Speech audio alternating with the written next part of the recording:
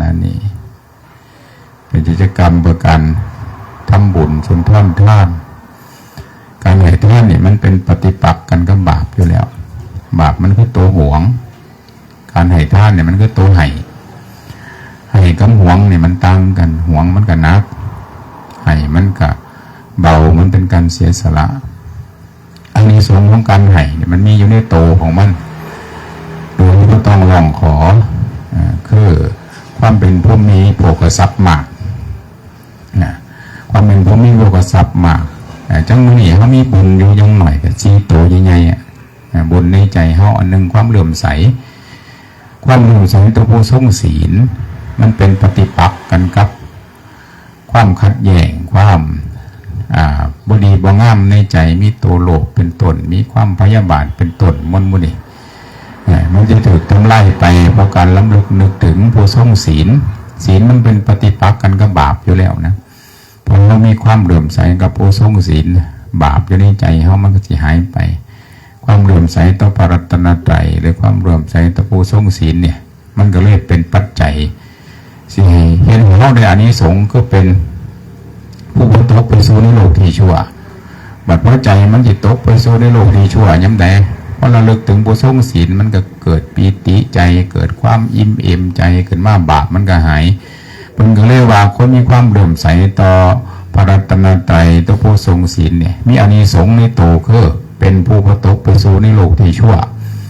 มันพอมีความเหลื่อมใสก็เลยมีความเคารพมีความเลื่อมใสมากก็เกิดความเคารพขึ้นมากลักษณะของคนเคารพก็คือยกผลไว้ในที่สูงทันทียกผลไว้ในที่สูงความเคารพนี่ก็เลยมีอานิสงส์อยู่ในโตของมันเองคือมันสิเป็นผู้มีสกุลสูงความเคารพเนี่ยความเคารพต่อความเคารพต่อพระรัตนตรัยมีอานิสงส์อยู่นะครับเป็นผู้มีสกุลสูงบัดพอมีความเคารพก็เลยมีความอยากให้ความอยากให้นี่มันเป็นปฏิปักษ์กันกับตัวหวงอยู่แล้วความอยากให้มันเกิดความอยากให้นี่ก็เลยเฮ็ดให้เฮาเป็นผู้มีเกียรติทรัพย์ใหญ่เกียรติทรัพย์มันสิกระจรกระจายไปตัวเนี้ยมันเป็นตัวเมตตาเด้ตัวเมตตามหานิยมเมตตามันเกิดขึ้นจากรากจากฐานคือใจของเฮามันเป็นความอยากให้นี่มันคือตัวเมตตานะบัดพอเกิดความอยากให้นี่อานิสงส์มันก็เลยเป็นอยู่ในโตของมันคือเป็นผู้มีเกียรติทรัพย์ใหญ่บัดพออยากให้เกิดการได้ให้ผลของการให้ก็คือสิให้เห็นว่าเป็นผู้มีโภคทรัพย์มากนี่สี่อย่างนะสี่อย่างใหญ่ๆแต่เพิ่งมาไว้เป็นหานั่นแหละหาอย่างก็คือตัวที่หาก็คือเป็นผู้มีปัญญาใหญ่คือเข้าใจธรรมะเข้าใจเนื้อหาสาระของชีวิตตามความเป็นจริงนี่แหละมันเกิดขึ้นจากการฟังตัวนี้นะฟังคำสอนของพระสัมมาสัมพุทธเจ้าเป็นต้นว่าการให้ทานมีประโยชน์อย่างการให้ทานกับมีประโยชน์คือการทำไล่บาปให้ทานมันมีอยู่สองส่วนดิส่วนหนึ่งนี่มันยั่งผลคือเห็นเขาเป็นผู้มีโภคทรัพย์มากแต่การผู้ได้ให้ทานจังสี่ซื่อเนี่ย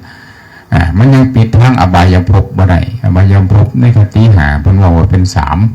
อันหนึ่งความเป็นเปรตอันหนึ่งความเป็นเดรัจฉานอันหนึ่งความเป็นสัตว์นรกถ้าให้ซื่อเนี่ยให้เพื่อนกำลังให้ทุกมือโดยที่เฮาบ่รู้จักตัวบาปนี่นะเฮาให้ซื่อเนี่ยมันจะเป็นปัจจัยเห็นเฮาเป็นผู้มีโภคทรัพย์มากแต่บ่สามารถปิดกั้นความเป็นเปรตเดรัจฉานสัตว์นรกได้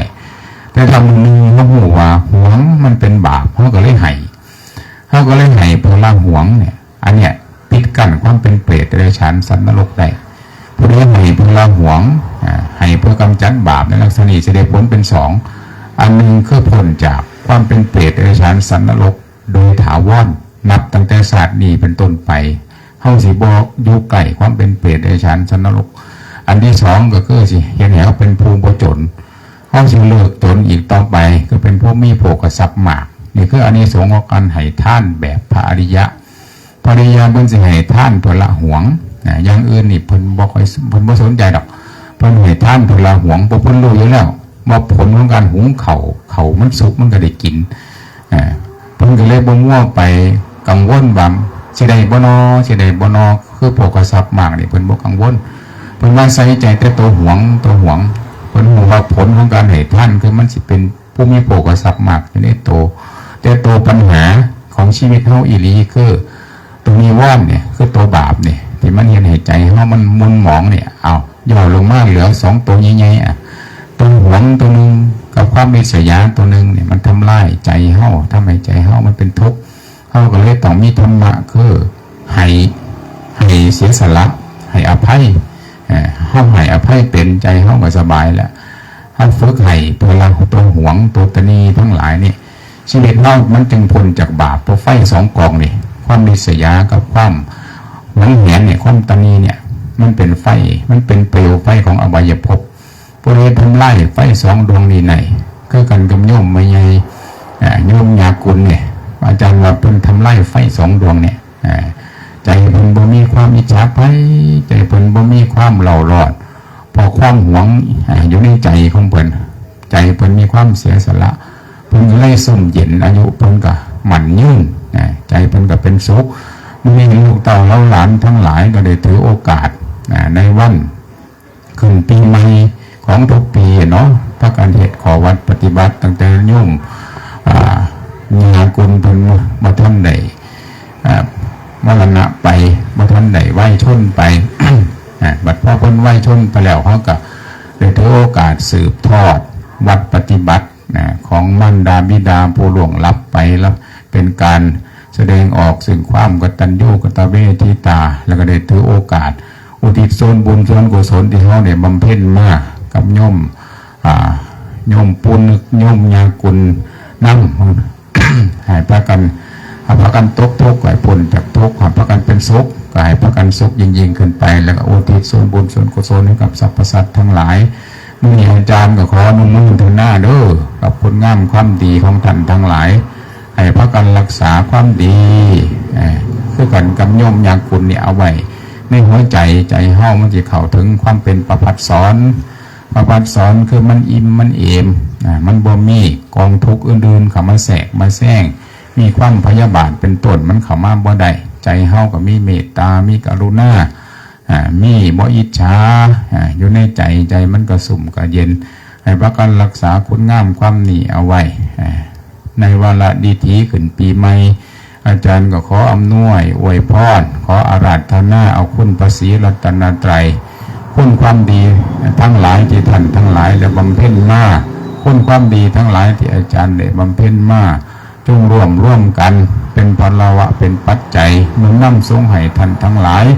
อยู่เย็นเป็นสุขทุกข์อย่าให้ใดไข่อย่าให้มีให้ร่ำรวยเป็นเศรษฐี